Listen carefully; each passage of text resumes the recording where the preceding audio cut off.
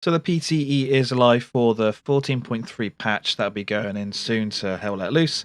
And if you want to play the PTE, you can, but it's PC only. Just download it through Steam. It's called Hell Let Loose Public Testing. One of the first things I want to look at is the improved British weapon sights. Now, first off, we have the Sten. The current game will be on the left, and the PT will be on the right for all the sights we look at. And while these changes may not be historically accurate, for me, gameplay over realism always. And we can see on the PTE, the hole in the sight might not be the right wording for it, but it's bigger, letting you to see people a lot easier. And the actual front sight is just better. It's an actual like sharp-ish tip instead of just like this flat tip instead. So Sten, yeah, it's definite improvement for the iron sight. Next is the number 4 Mark 1, the standard or should be standard British rifle. And yeah, they've slimmed down the sights just a little bit. I think the hole is a little bit bigger, maybe just a little bit. So again, another straight up improvement. Good to see. Now with the jungle carbine, I'm not really seeing any changes, and I think that's okay. Maybe the front sight has been slimmed down a tiny bit, but yeah, I don't really see any big changes here. And for the P14, again, I'm not really seeing any changes. I think that's okay. Maybe if they lowered the front sight a little bit, just a little bit, so where you're aiming is more like central for the whole of the rear sight, I think that would be an improvement. May not be historically accurate, but yeah, gameplay over realism. Now onto the Lanchester. It's been slimmed down a little bit on the PTE, which is fine. I think the Lanchester sights currently are fine. I think they were the best sights out of all the British weapons just because of how open it is. And yeah, they just improved them just a little bit. The Bren gun, the hole in the rear sight's been made bigger and the front sight's been slimmed down a little bit. Good change. Bren gun is a little bit difficult to use because of the magazine on the right hand side. It just covers a lot of your vision, but for me the Bren gun is nice to use and it sounds awesome. And then lastly we have the Lewis gun, which again has been slimmed down a little bit at the front and the rear sight hole has been made larger. Again, just a straight good change. So all the changes they've made to the sights of the British weapons, all positive in my opinion. Even if it breaks the historical accuracy of the weapon, I still think it's fine because gameplay over realism always. Now the next major things to look at is the new training range and the store that they've put in, which they've put that under the additional content label. So click on that. This is just what we see in the PTE. I'll put an image up as to what it would actually look like in the main game. And yeah, it's fine, to be honest. Part of me wonders why they're even adding an in-game store when you have access to the DLC on whatever platform you're playing. Maybe it'll just be a little bit easier for you to look at the DLC like within the game instead of having to quit out the game. Maybe that'll help them increase DLC sales, which is probably why they're putting an in-game store in the first place. And one other thing that we need to talk about is the default American face is being changed. On the right is the current one, Albert, I think his name is, and on the left is what he looks like in the PTE. So the default goofy face is being changed. Now into the practice range we are. I'm playing as just a rifleman. You can only play as the Americans at the moment. I think they will be adding in other stuff later on down the line. One thing I did notice is that when you are shooting these targets, you only get the headshot sound if you hit the helmet. It's a little bit of feedback for the devs.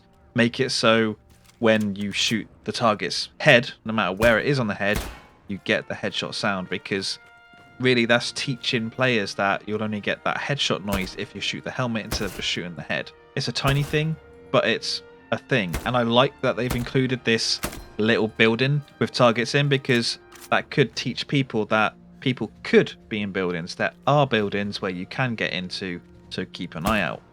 On the rifle range, we'll call it, the one with all the distance markers, it's currently only 100 meters.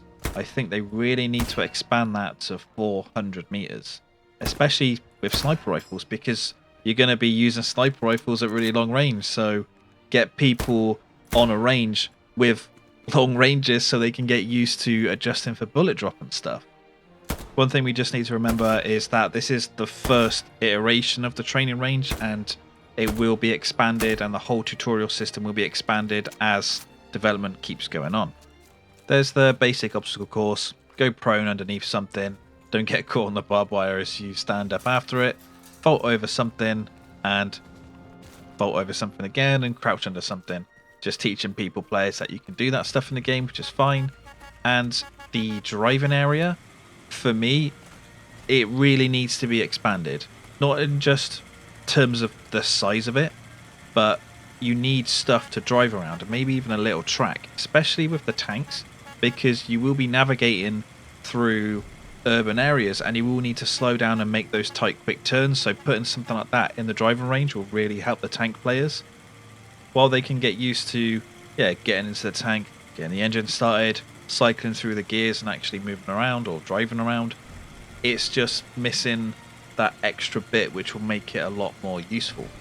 And I did drive around in the Jeep quite a lot in this area because I haven't actually really used the Jeep, and it's pretty decent to drive. Get some nice drifts in and stuff. And now for the tank practice, there are a few German tanks just dotted around close to the firing range, but I think the issue here is that they're not far enough away, and with the area that they're in, it's just difficult, or there's not a lot of room to get the tank around to try and target different sides of the tank.